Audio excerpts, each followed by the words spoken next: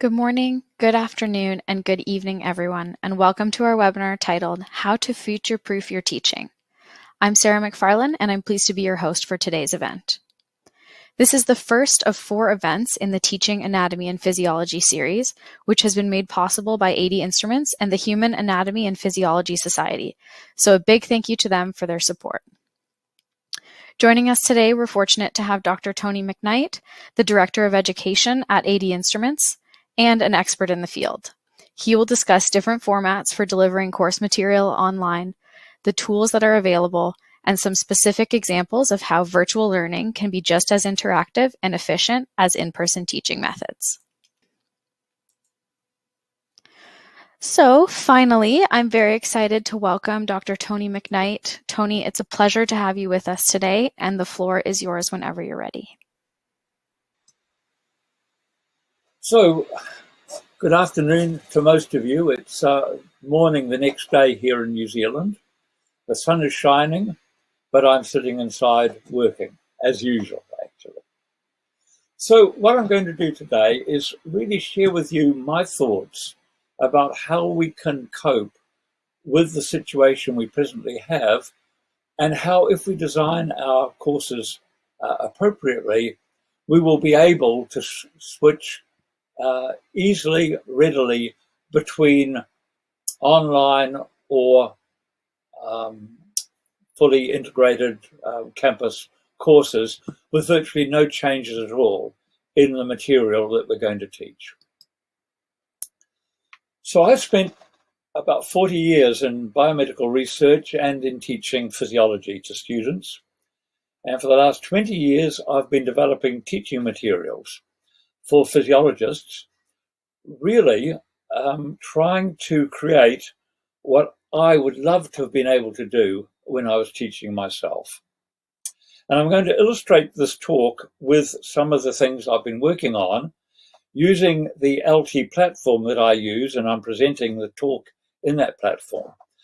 But I want to emphasize to you that it's the principles that I'm going to talk about that are important. I'm using the platform to show you the principles. And I have 2 major messages for you, which I've learned through trial and error. The first is that you can actually have students best understand physiology if you ask questions. You can teach all of physiology by asking appropriate questions. And the second thing is, if you change the way you deliver your course, you must explain to students at the very beginning what you're doing and why you're doing them, and assure them that they will still learn, because they have an inbuilt fear of going away from what their past experiences told them they'll succeed in doing. If they're very good at sitting through conventional lectures, conventional labs, conventional exams, they know they'll succeed there, they don't really want to change.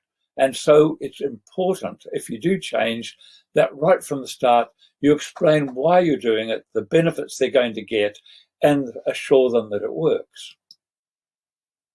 Now, I won't spend much time on this. You know better than I do the consequences of the virus. You also know the consequences and the disruption that this has caused and the problems it's caused for the universities, for the teachers yourselves, and also for students. And those are some of the common themes that come up when we talk about how things have changed in tertiary education as a consequence of the virus. But this has also given us a great opportunity to rethink and recast what, how, and why we teach. And for years, everyone has said, oh, well, we want to produce lifelong learners, ability to apply information, and etc. in the real world. These are what all departments said. But we weren't really that good at doing it, because we really were still focusing on and delivering passive learning. And it's through active learning that you can really achieve these things. So here is a great opportunity for us to really move away from the passive learning to active learning. And I have what I call the 4 E's of learning, or 4 E's of education. And these should apply equally to you as teachers and to the students. Learning needs to be effective. And by that, I mean that the students need to feel that they are really learning. And you need to feel that what you're delivering is really achieving learning. It's effective learning. It also has to be efficient. There is nothing worse in any course than students and yourselves spending hours doing things that are both you perceive are not really very useful. Time is really precious, and you need to be efficient in the use of time. Learning needs also to be everlasting. It mustn't be because I have an exam in a week's time, I have to learn this. If all we're doing is saying to students, learn it for the exam, they will certainly both learn it and forget it. It's not an appropriate model to teach that way. So we've got to emphasize that what they're learning is for their future use. It's everlasting. And finally, for both you and the students, learning needs to be exciting. If it's not exciting, you're not going to do it. If you're not excited, you won't be motivated. So we need to try to make learning exciting for both you and the students. Now, here's a question I want you to think about. What is the most important factor in student learning? Well, you will hopefully have come to the same answer I have come to. You are. The teacher is the single most important activity in student learning. That's why they come to universities. That's why they don't simply sit online and watch lectures given by some world expert in some remote location. And it's really, really important that you teach your course, not someone else's. That you take whatever people like us, textbooks, etc., provide, and you modify it, you adapt it, you turn it into the material that you want to teach, not something that someone's given you to teach. And nothing works unless you believe in what you're doing and the students believe that you believe in what you are doing, because they know when you're not really very confident about doing something, or whether you're doing it because you've been told to do it rather than because you believe in doing it. And the other really important thing is that when the students put time and effort and commitment into their study, it's appropriately rewarded by examination systems which actually fairly test their learning. And I'll come to that at the end. So there are 4 traditional course components in courses like physiology. We have lectures, we have tutorials, we have laboratories, we have tests and exams. And I'm going to look at each of those and see how we can change and adapt them for active learning and for future-proofing teaching. Now, before the virus, most people would get up and give a lecture. In our university, and almost certainly many other universities, these were all videoed. Now you've got videoed lectures. People are videoing the lectures and the students are watching them remotely. Now there's a number of problems with videoed lectures. One thing that happened very obviously in our situation is when the lectures are put online and videoed, students don't come to the lectures. And the lecture attendance has decreased in many courses to about 20% of the students being there live, and the rest would watch the videos. That may or may not have been a bad thing. But the problem with all these videoed lectures is it's all passive learning, and the students are using it for passive learning. They're playing the lecture 2, 3 or 4 times while they think of something else, in the hope that somehow, miraculously, what's being said on the lectures will be remembered by them long enough to be regurgitated when it's necessary. So we don't need to do this any longer. And so in our FutureProofed course, we should replace these lectures with what I'm going to call online lecture tutorials or tutorials, we can call them. Now, I'm going to leave you for a moment to read this, which I think is very important, about what lectures are really doing. And so I'll give you a moment just to read that through.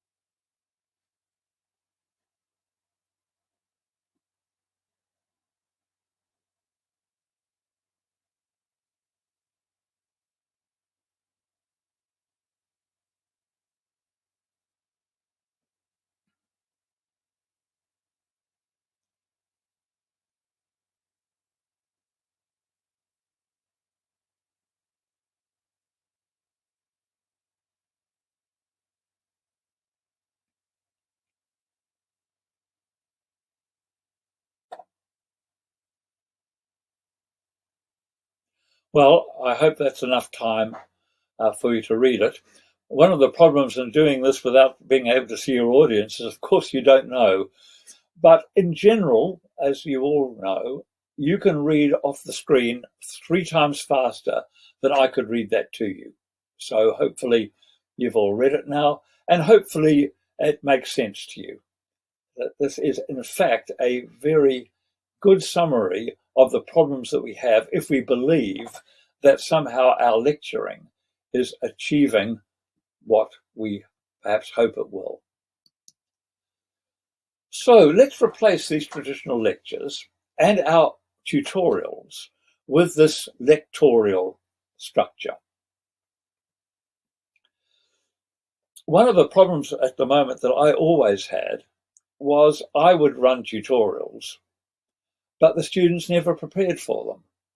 And so when I went into the tutorial and would say, well, what do you want me to talk about today about, let's say, the respiratory system? No one said anything. And in the end, after trying to get them to say things, you end up giving many lectures again in the tutorials. So the tutorial structure, as I experienced it, and you may have been luckier, doesn't work.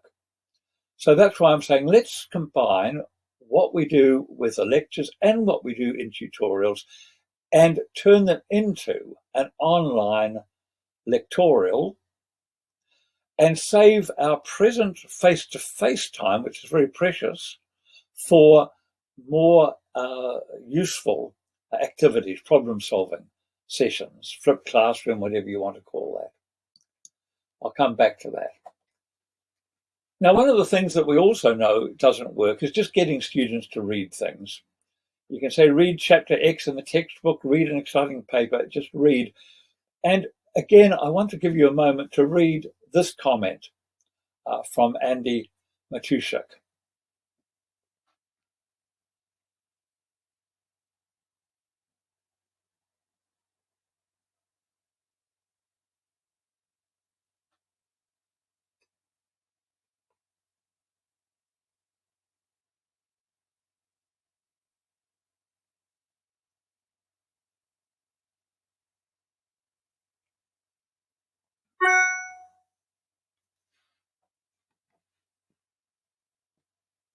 So I don't know if that's how you feel about textbooks, but whether you feel like that or not about books, increasingly I'm told, and my observations support this, the students aren't reading anyway. So that you can't rely upon just simply giving students material to read and assume they will read it and come prepared to tutorials. So now let's look at how to design these lectorials. Design each of them around selected key concepts. Introduce each concept by 1 or 2 simple questions before you show them your own short video about a particular concept. So read again here what David Robson says about learning.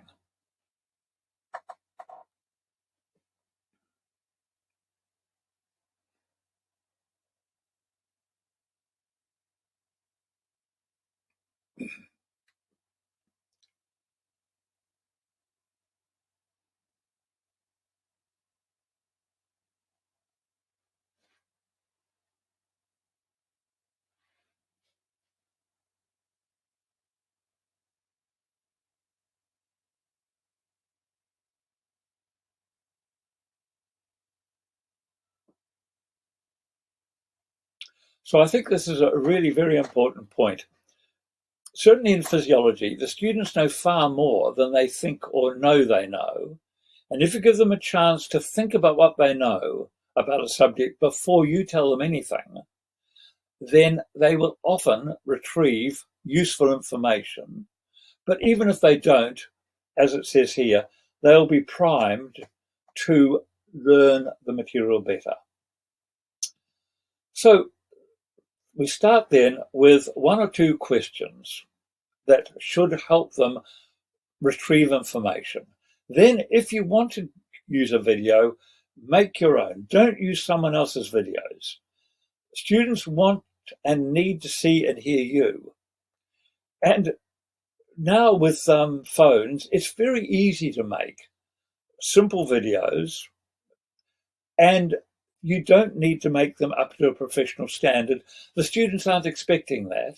They just want to hear you talk for a few minutes about something to give them guidance about their learning.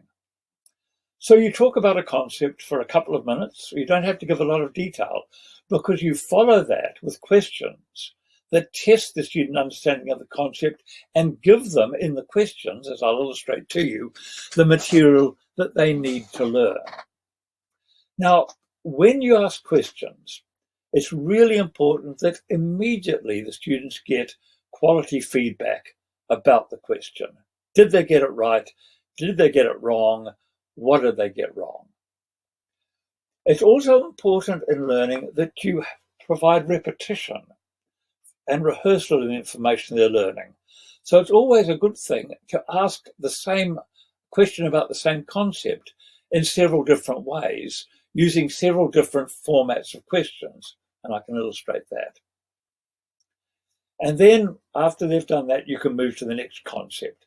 So you can plan out a session for the student, which might take them 1 to 2 hours, during which time they will cover all and more of the material that you would have given in that lecture and in the tutorial material associated with the lecture. The other important and useful thing that you have when you teach in this way is students can form groups and collaborate and learn together. And there's no doubt that peer learning is a really powerful way for students to learn. Discussing together the questions, working out what they think are the answers together is very powerful. And all that's possible with the online learning. So now I'm going to illustrate to you a range of questions that are now available to use. We no longer have, as we used to have to do, either have short essay, written questions, or MCQs. There's a whole range of question types. And I've listed them there, some of them there, and I'll put ticks beside the ones where you can set up the computer to mark them. Because the last thing you want to do, if you're going to set a number of short tests, as I'll come to, is to have to spend a lot of time marking all those manually. Computer marked questions are very useful, and a lot of them can be computer marked. Some can't be because you can't predict what the students are going to write, but certainly some can. So let's now look at some of these question types. And the first I want to come to is this business of images. Now, the first image there is a textbook image showing a G protein cascade. Now, students can look at that, but where do they start? What do they learn? What are they trying to do with that image? It may illustrate the concept, but just looking at the image, it's really complicated and will tend to confuse them. Now, I can construct a question containing all of that same information and get the students to label. But there's a lot going on in that image and a lot of labels. And again, it would be very challenging to do that.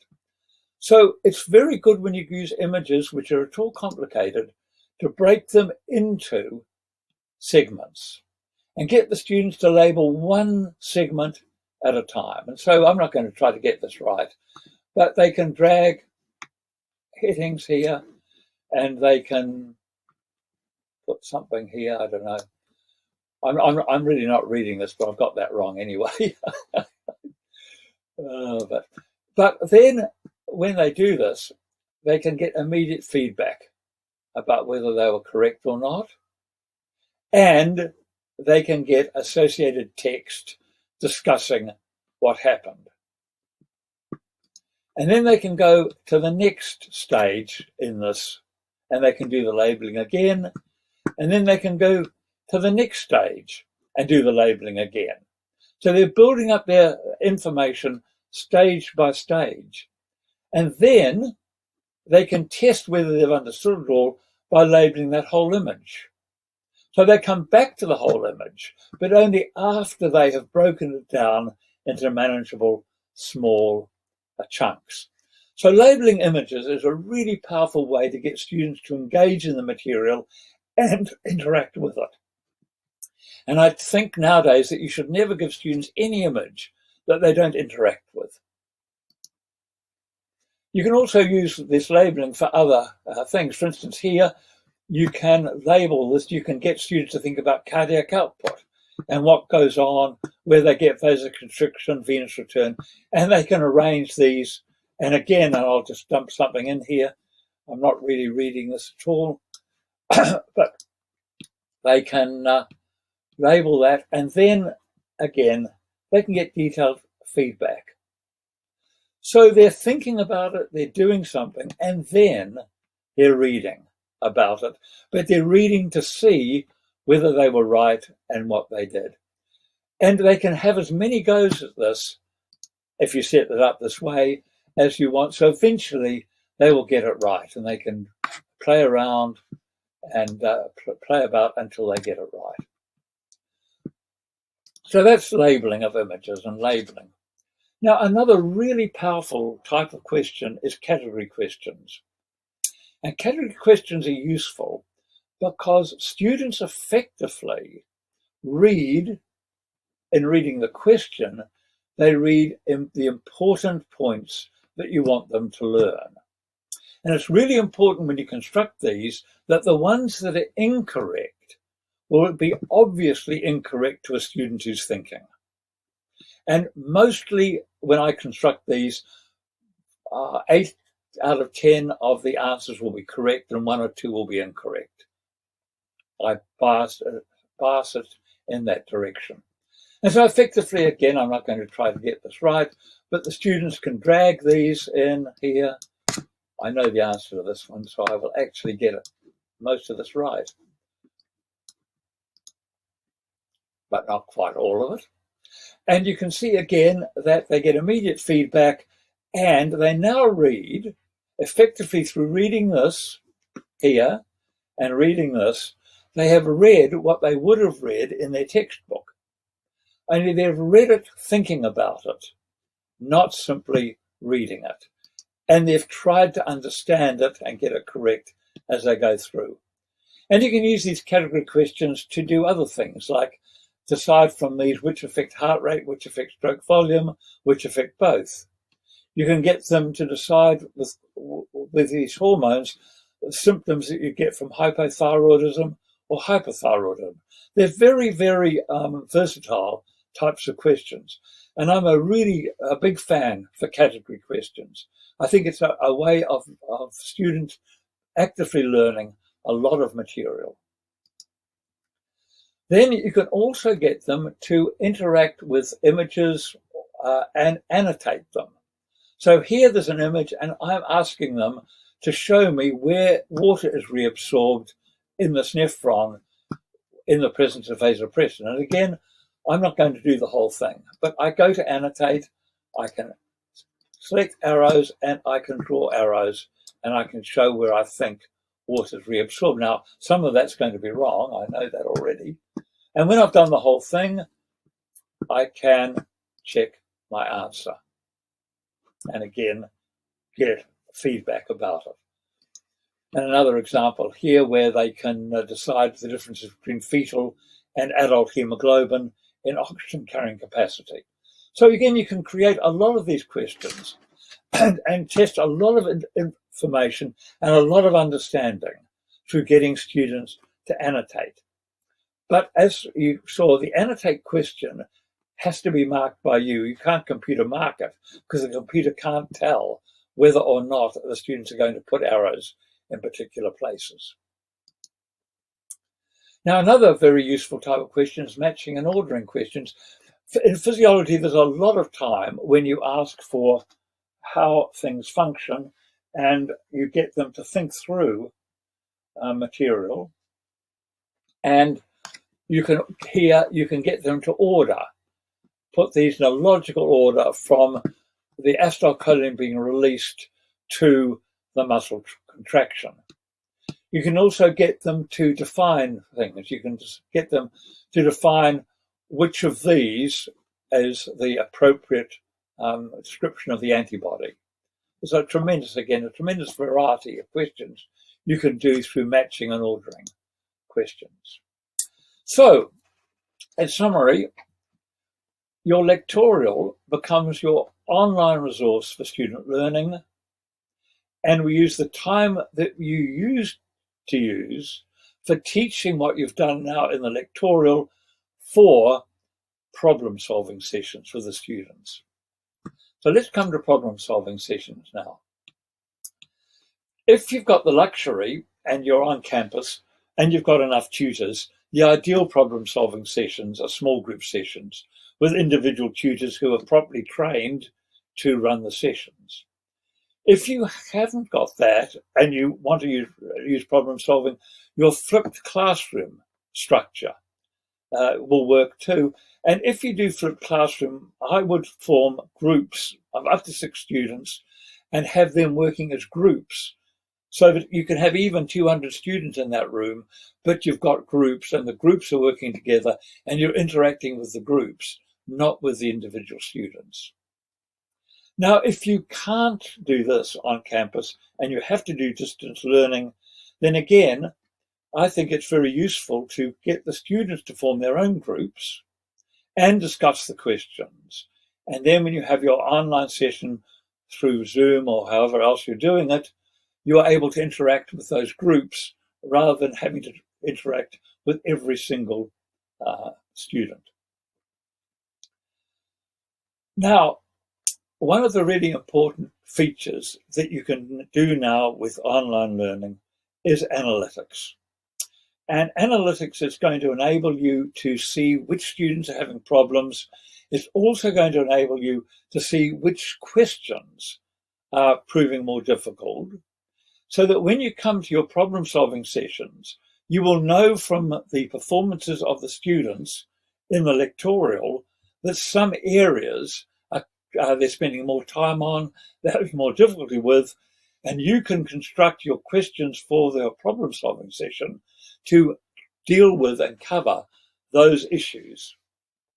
And so you can provide additional questions to extend the student learning in those sessions.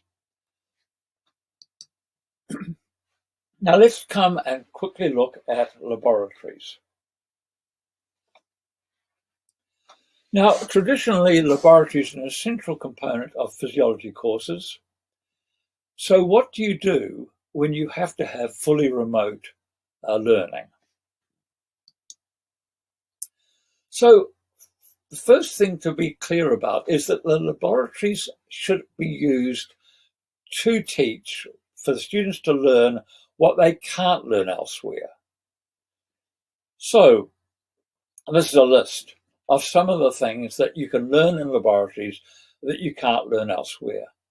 And you could no doubt add to that list, and some of those things you would think are more important than others. But of all of them, I think biological variability is really important. I'm sure you've all had this experience with students new to physiology who come up to you and say, my goodness, what's wrong with me? My blood pressure is 110/70 and not 120/80. So biological variability is really, to learn about that and to understand that is very important. So those are all things that you can do with laboratories. And I think increasingly we are moving to human laboratories for a whole variety of reasons. I think the main reason is that with modern transducers and electronics, you can do a lot of really good human experiments, and the students really love to see their own physiological data. So the human experiments tend to be really enjoyed by students. They're also cost effective, and they overcome some of the ethical issues that people have had in the past with animal work. So for introductory physiology courses, I would always now move to a human laboratory experiment base. Now let's look at and compare the learning outcomes if you can run live laboratories with the students, if you have to run online laboratories, or if you move to simulations of laboratories. And I've made a little list here of those unique laboratory learning things, and I've graded them according to their relative ability of these different types to deliver them. So obviously, only live laboratories deliver students' own physiology. Online laboratories where students analyze pre-recorded data will show you biological variability and to some extent some of these others, but not as well. Obviously, experimental difficulty isn't shown. The way we normally run laboratories, which are more like cookbook things, scientific method isn't shown particularly well. The one thing that simulations do better is extend observation. So that, for instance, if I'm doing a blood pressure lab and the students are measuring their own blood pressure, there's no way I can now remove blood from them and show them how they respond to loss of blood. But I can, through simulations, show them the physiological changes that will occur with blood loss. And so there is a place for simulations or for pre-recorded data from animals of blood loss, which can be incorporated into laboratories. But other than that, if you can't run live laboratories, try to deliver through their online learning the laboratory data and get them to play with it and analyze it, because they can get most of the experience that they would have had from the live laboratory that way. Now, one of the really good things about students recording their own data is you can get patient data recorded in the same way, and the students can compare their own data with patient data. So for health science students and potential health science students, this is really very powerful motivation for them. And this is just an example of a comparison for heart rate variability for a student breathing normally and then deeply, and looking at the variability in heart rate, beat to beat, with a person with a sympathetic peripheral neuropathy who has no effective autonomic innervation of his heart. Now, this person shows no variability. And breathing deeply doesn't change that. The blue circles are breathing deeply. Whereas you can see there's enormous variability, even normally, and then breathing deeply produces much greater variability. So this type of thing is a really great way to get students to think about their learning and effectively see how in the future they will apply what they're learning to understand patient problems. Now, I think that the future of laboratories for health science students, particularly for nursing medical students, is not customized laboratories any longer. Technology is moving on. Transducers are becoming cheaper. It's becoming easier to make these recordings. And I believe in future, student laboratories won't exist for the health science students outside of their small group tutorial interactions. I can imagine that they'll be having their small group discussion. They'll be going through those lectorial material. And when it comes up, you'll be able to simply say to them, okay, let's now look and see how your heart rate varies. Let's have a look now and see how your respiratory function varies, and let's compare that with the patient's problem that we're discussing at the time. And the laboratory will just simply occur around the case. So they'll still have the laboratory experience, but it will be seamlessly built into their learning experience. So my motto here is take the laboratory to the students, not the students to the laboratory.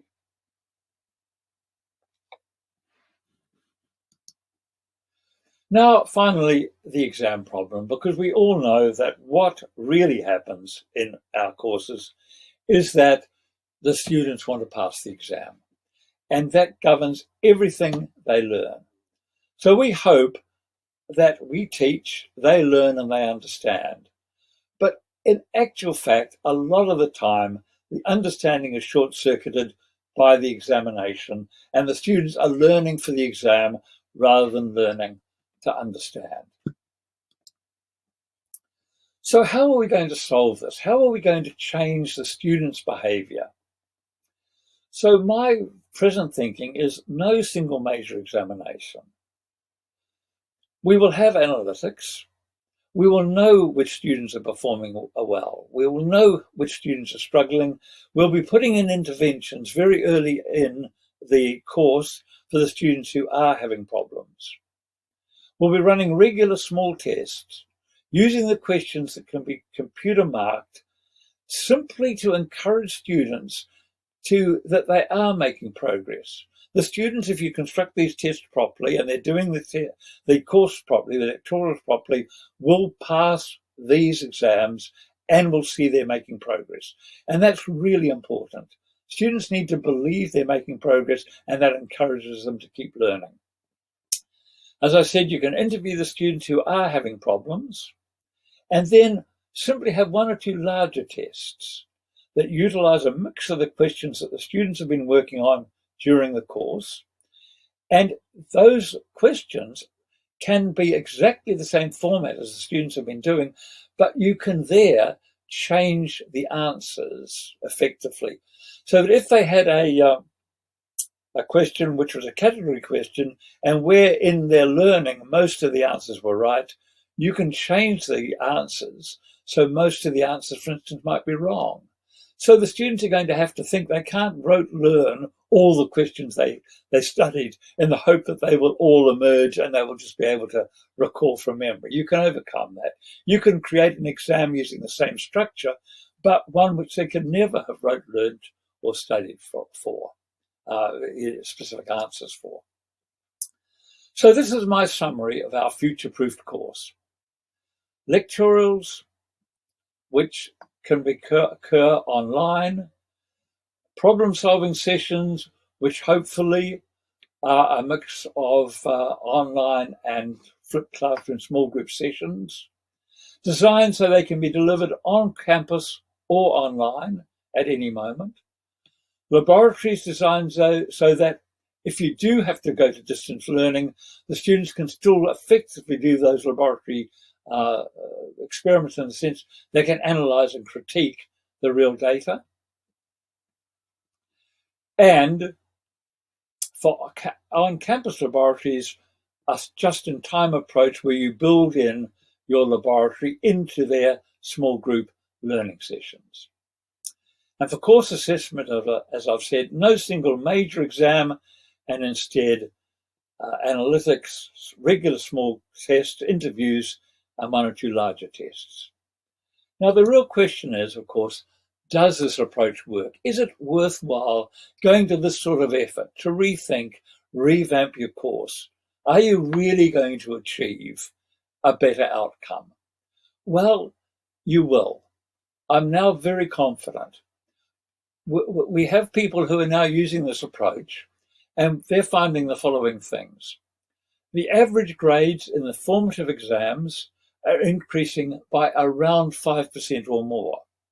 Now, the very best students don't improve their grades because they can't. They're already really at the top.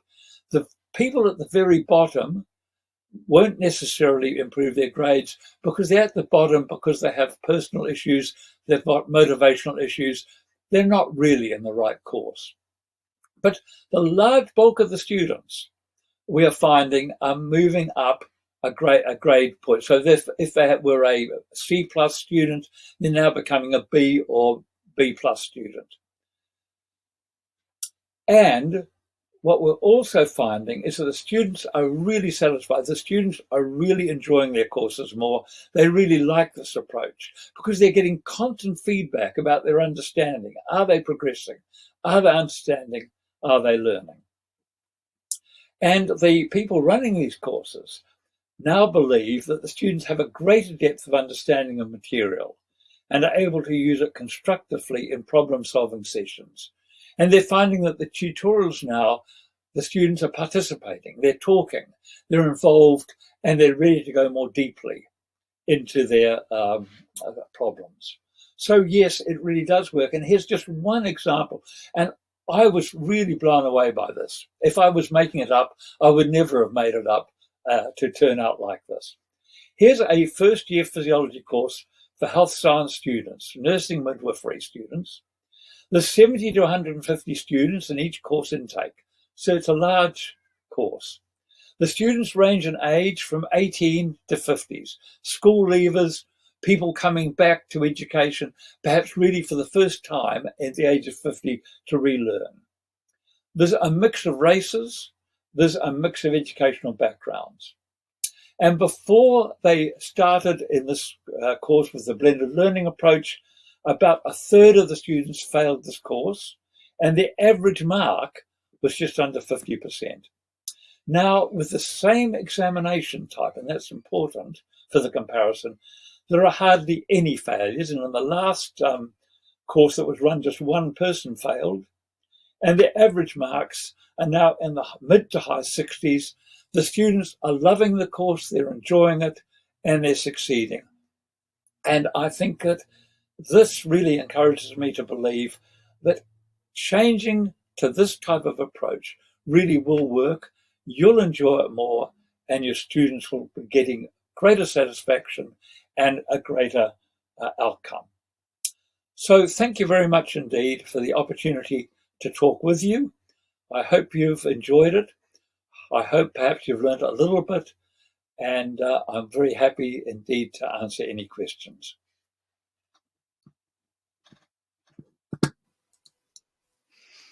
Thank you so much for that awesome presentation, Tony. Great. Can you hear me? Yes, we can. So we are going to kick off our Q&A with our very first question. And so this question is, how do you prevent cheating on virtual exams/tests? That's a very interesting question. And I think there are two parts to it. And I don't really know the answer, so hopefully other people will tell me. But I think that you've got to know that the student who is sitting the exam is the student you think is the student sitting the exam. And there are various techniques to know that, but that, of course, is essential. But other than that, I'm not really so worried about cheating because I believe, let's imagine we do this. We say to ourselves, we're going to have a 2-hour exam. And in that exam, we put a large number of questions, and we have this mix of questions, and we reckon we get the timing, and you have to think about the timing, but you get the timing such that if a student doesn't know the answer, and if they then go and do a Google search and they try to find all the answers, they're never going to finish the exam.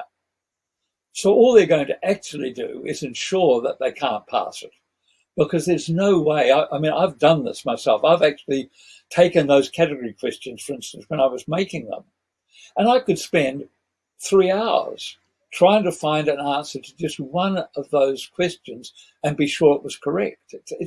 It's not easy. It's easy enough if you get a very simple question to go and do a Google search. But if you've got 5 or 6 choices, you've got to decide, is each of these correct or incorrect? And you try to do a Google search about each one, you're going to be taking half an hour. Whereas if you know it, you can do it in 2 minutes. So Right. I think if we construct these properly, that cheating is not necessarily going to be a problem.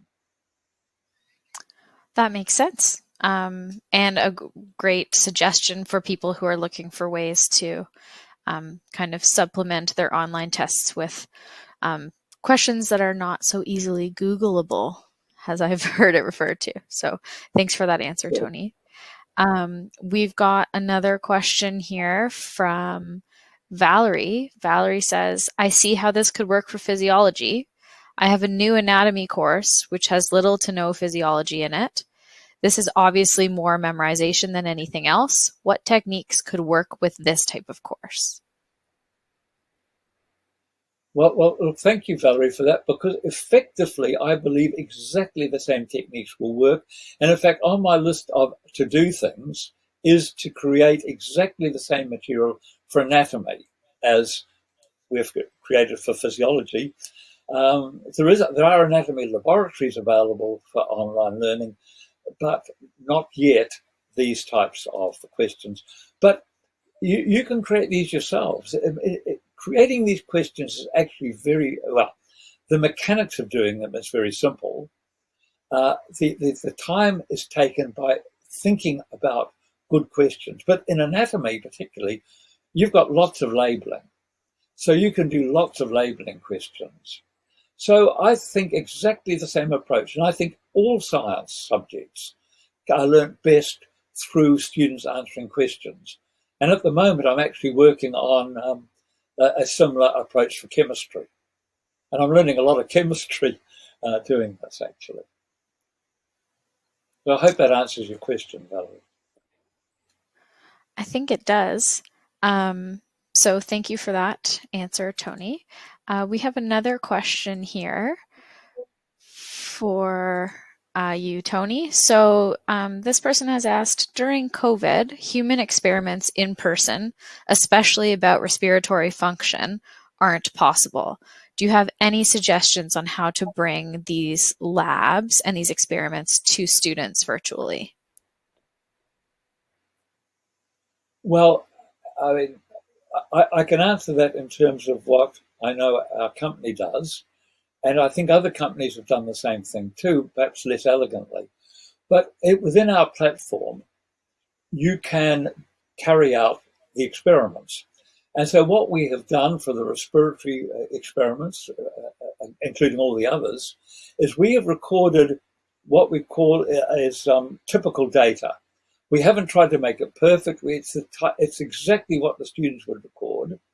And if the students can't do the experiment in person, you can give them access to this online, and they can actually look at the data. They can see how the experiment was done. They can then look at real data, and they can do all the analysis as though it was their data.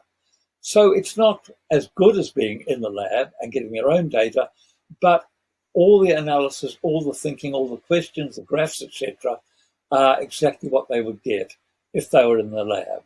So yes, that is the best solution to that problem that I know. That makes sense. Makes a lot of sense. Okay, so we do have another question here. This question is from Paul. What are some platforms that allow you to do some of these methods, such as matching, that were shown in the presentation? Well, Paul, I would love to be able to answer that by telling you names of other platforms, but actually I haven't researched that. We've created this for what I wanted. So it's really tailor-made to the way I wanted to teach. I'm sure there are other platforms out there. I'm sure there are other ways of doing this, but I can't, honestly, I can't tell you what they are. I'm sure others will be able to tell you answers to that, but I can't. I only know what I've worked with, really. Mm-hmm. And just to add on to that, Paul, in case you missed it, the program that Tony showed you during his presentation today is called LT. It's made by a company called 80 Instruments, who has sponsored this series. So if you want more information about this software and how to use it, there is a link in the resources panel to the LT portion of the 80 Instruments website, so you can go there and check it out. We have another question here. This question is from Peter. In regards to the example that you gave at the end of your presentation, Tony, about students having better performance in the virtual version of the course, how do you know that the better performance isn't just because the course is less rigorous? Is there any way to standardize the online versus in-person courses? Yeah, I mean, that's obviously a concern always, of whether you're really making it a proper comparison. But this, the results I showed you there are interesting because over several years, this course is now around, this last course I showed you, and it was taught entirely on campus until, and it's a New Zealand course, until the April last year, they suddenly had to go for about 6 weeks onto virtual online learning. And so, as far as we can tell, the course worked equally well either way. I think that's the only real answer I can give you. Most of our data about the success of this is coming actually more from people's experience using it on campus than online. But the online results are fitting exactly with the on-campus results. And the same exam's being used for both. So I think it's probably pretty fair to say that the results are comparable, whichever way you do it. That's great. We've got another question here. This question is from Liam. Lots of universities use their own systems to track grades and assignment submissions. Does LT integrate easily with any of these types of systems? It integrates easily with Canvas and Blackboard and Moodle, and those are the major systems that are used. And we're working to make it integrate even better for the future. It's one of the things that we're working on. But yes, it does. I mean, it has to, because obviously you don't want students and staff having to use two separate platforms and that don't communicate with each other. Mm-hmm. That makes sense. And so we've got another question here. This question is from Virginia. In small learning groups, we often see that some students work very hard and others barely contribute. Do you see differences in the exam performance between these different kinds of students with your methods that you described? That's an excellent question, Virginia. And I can't answer that because I haven't seen any data that analyzes performance in that way. My guess, it's very interesting because I had exactly the same problem. I used to run tutorials, and you can get one or two dominant people who answer everything, and everyone else sits there and says nothing. Sometimes it's simply because, in fact, often it's because they're shy. Sometimes it's a cultural thing. We had classes with Asian New Zealanders mixed together, and some of the Asian students never said very much at all. But in the exams, they did just fine.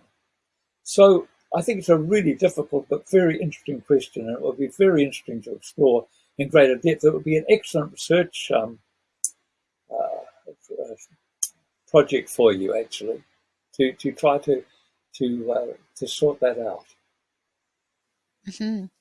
And we have one last question here, just to be respectful of everybody's time. This question comes from Denise. She asks, what are 5 skills a teacher who wants to implement these techniques, what are 5 skills that this teacher needs to develop, and which of the interventions would you recommend starting with? Well, that's a very difficult question for me to answer. But I think I'm not sure that I can say 5 skills, but I'll say that there's one thing that the teacher has to develop, and that is you have to be confident and about yourself and your understanding. And you have to be confident to say to students when they ask you a question, I don't know the answer to that.